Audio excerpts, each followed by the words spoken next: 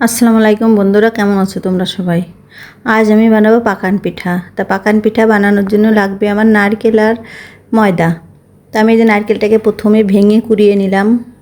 যে নারকেলটা আমি কুড়িয়ে নিচ্ছি। এই যে আমার নারকেলটা কোরানো হয়ে গেছে। এখন আমি ময়দা মাখবো। এই যে ময়দা মাখার জন্য ময়দাটাকে নিয়ে নিলাম। তারপরে এতে লবণ দিয়ে দিলাম। এখন পানি দিয়ে আস্তে আস্তে এটাকে মাখবো। এই যে আমি আটাটাকে আস্তে আস্তে মাখছি। এই যে মেখে নিচ্ছি আমি আটাটাকে।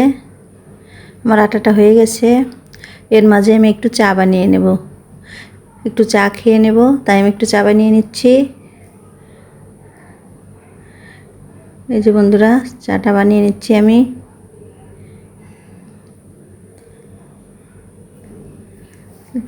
চাটাকে এখন ঢেলে নেব। চাটা হয়ে গেছে।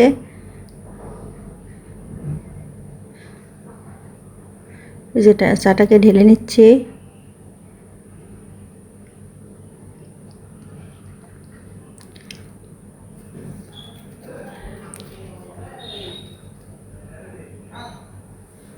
এই চাটা আমার হয়ে গেছে। এপাশে আমার আটাটা মাখাও হয়ে গেছে। এই যে আটাটা মেখে নিয়েছিলাম। এখন আমি পিঠাগুলো বানানো শুরু করলাম। প্রথমে রুটি বেলে নেব। এই যে প্রথমে রুটি বেলে নিচ্ছি আমি। এখন নারকেলের ভিতর চিনি দিয়ে নেব। এটা দিয়েই পুর দেব আমি পাকান পিঠার। বন্ধুরা, এই পাকান পিঠাটা আমাদের এলাকার রস পাকান পিঠা বলে। কোন এলাকায় কী বলে কমেন্ট করে জানিয়েন।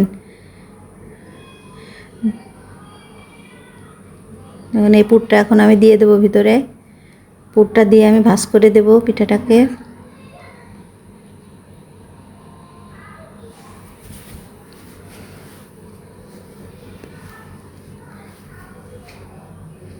ভাঁজ করে দিচ্ছি পিঠাটাকে।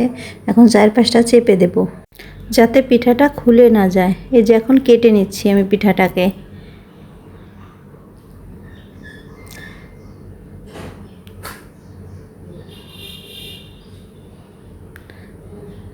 এই যে এখন চারপাশটা কাঁটা চামচ দিয়ে চেপে দিচ্ছি।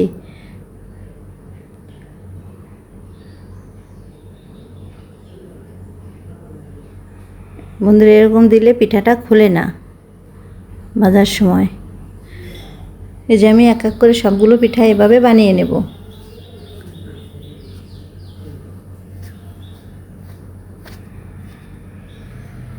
এই যে বন্ধুরা, আমার এক এক করে সবগুলো পিঠা আমি বানিয়ে নিচ্ছি। এখন ভেজে নেব। সেজন্য আমি চুলায় কড়াই বসিয়ে দেব। কড়াইয়ে তেল গরম দেব। এই তেল গরমটা দিয়ে দিলাম। তেলটা গরম হলেই আমি এক এক করে পিঠাগুলো দিয়ে দেব। বন্ধুরা, আমার ভিডিও যদি তোমাদের ভালো লাগে লাইক কমেন্ট সাবস্ক্রাইব করো। এই যে আমি এখন এক এক করে পিঠাটা তেলের ভিতরে দিয়ে দেব।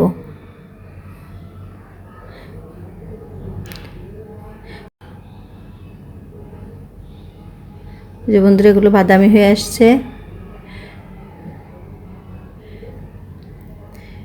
একই রূপে আমি সবগুলো পিঠাকে এভাবে ভেজে নেব। এই যে আমি এখন উঠিয়ে নেব পিঠাগুলো। পিঠাগুলো ভাজা হয়ে গেছে।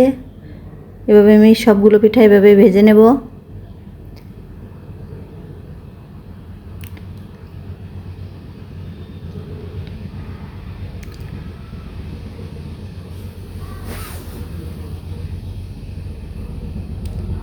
বন্ধুরা, এগুলো বাদামি হয়ে গেছে। এখন আমি এগুলো উঠিয়ে নেব। বন্ধুরা, এই পিঠাগুলো খেতে খুবই মজা। আপনারা বানিয়ে খেতে পারেন। এই যে আমার সবগুলো পিঠা হয়ে আসছে প্রায়। এই যে আমার পিঠাগুলো রেডি।